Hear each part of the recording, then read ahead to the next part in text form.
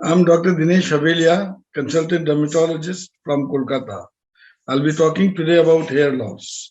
Hair, as you all know, is considered an essential part of one's identity as it represents femininity and attractiveness in women and youth and vigor in men. Hair loss can cause psychological distress and anxiety due to its effect on appearance of the individual.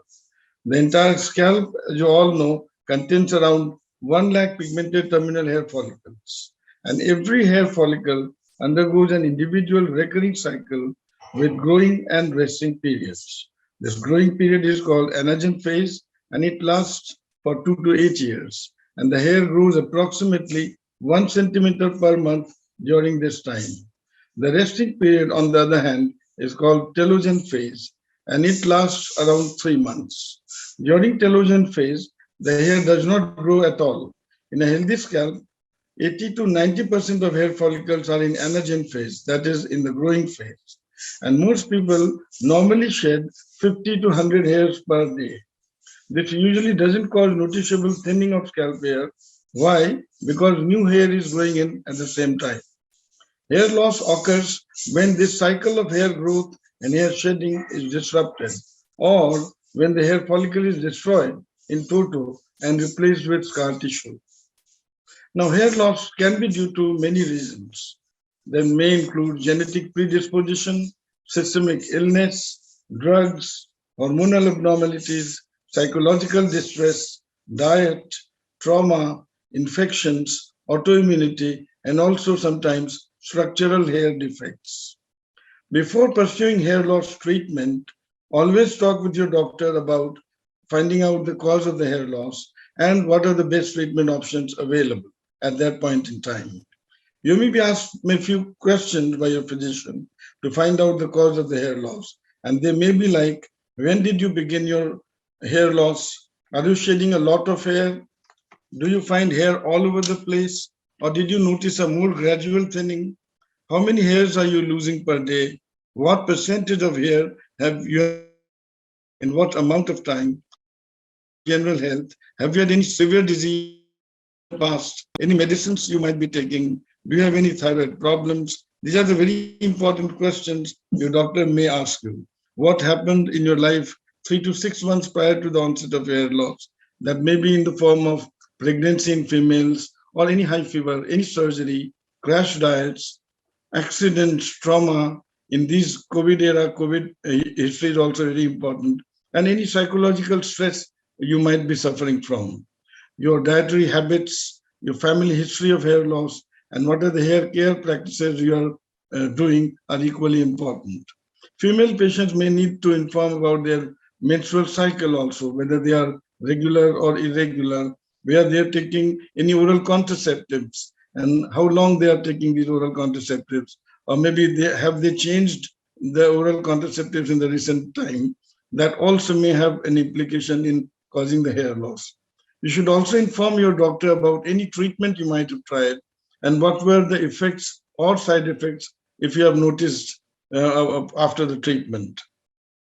Now, the most common cause of hair loss in men and women is a hereditary condition. We call them androgenetic alopecia or pattern hair loss. Its development depends upon genetic predisposition and also an interaction of hormonal factors. This type of hair loss may involve both hair thinning and miniaturization of the hair follicle. By miniaturization, we mean shortening and thinning of the hair shafts. It usually occurs gradually and in predictable patterns. A receding hairline and bald spots in men and thinning hair in women. Another kind of hair loss is that some people may experience smooth, coin-sized patchy bald spots involving the scalp or any hair-bearing area of the body. This type of hair loss is called alopecia areata. It is likely due to an interaction between genetic and environmental factors. Recent literature supports autoimmunity as the major pathogenic process in causing alopecia areata. In some cases, you may find skin to be itchy or painful before the hair falls out. Another very common cause of hair loss, especially in women, is telogen effluvium, in which abrupt hair shedding occurs on the entire scalp. And it is usually triggered by fever, childbirth, crash diets, thyroid dysfunction, iron deficiency, chronic illness, or even psychological stress. In telogen effluvium, the initiating trigger, all this which I mentioned earlier, switches off the anagen phase.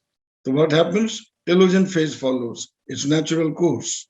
As we all know, it lasts for around 3 to 4 months. So as a result, shedding becomes obvious 3 to 4 months after the initiating event, as very commonly seen nowadays after COVID infection. We commonly see that post-COVID, 3 to 4 months later, we start shedding hair very commonly.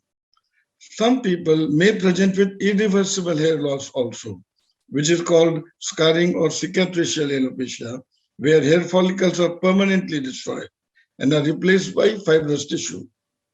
This condition is very psychologically distressing to the patient.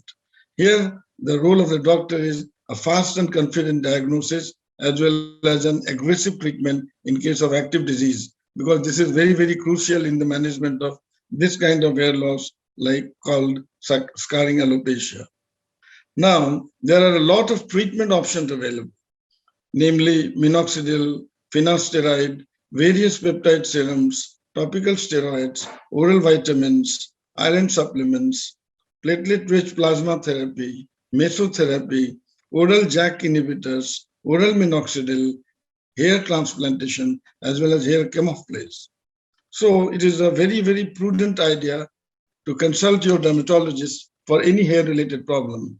He or she will customize your treatment according to the cause of hair loss. Thank you.